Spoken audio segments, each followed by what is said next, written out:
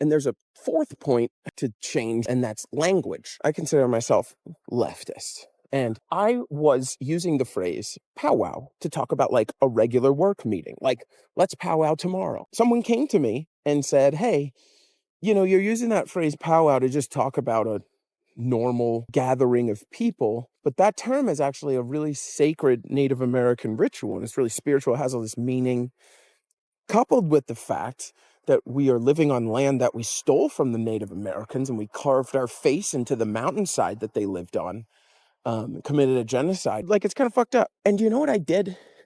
I said, okay, I'm gonna not use that anymore. Like, I didn't have that perspective until someone told me that. And guess what? Nobody has every perspective. Nobody knows everything, right? That's my approach to this. And it's like, cool, I'll just say meat. Like, it literally takes near zero effort to use a different word. It doesn't bother me. I don't give a shit if you're telling me to use a different word because the one I'm using hurts people. I don't want to hurt people. If I was conservative, because I don't want to change anything, especially not my speech or my actions, my immediate response is defensiveness. It's, wow, you're trying to police my language. Look at this. The liberals are coming for my way of life. They're trying to change me. Well, they think I'm a bad person. They're insulting me. And they jump right to insults, right? I see so many conservatives talking about how liberals just insult them. And, well, you keep telling me I'm a bad person. You expect me to agree with you when you're insulting me?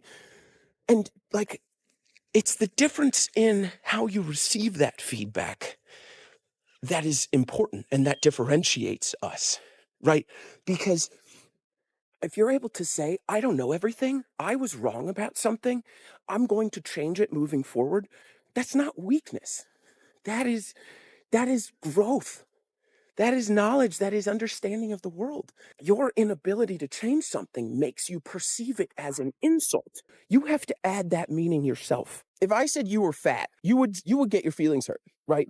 Because we perceive it as an insult. Being fat used to be a good thing because in the slave times, you weren't a person working on the plantation.